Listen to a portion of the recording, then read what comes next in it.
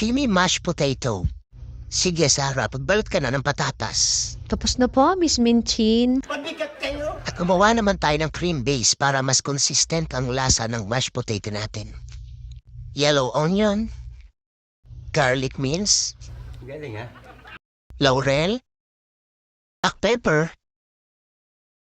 nutmeg powder, tapos chicken cubes. Puro kayo pakabig eh. Tumulak naman kayo.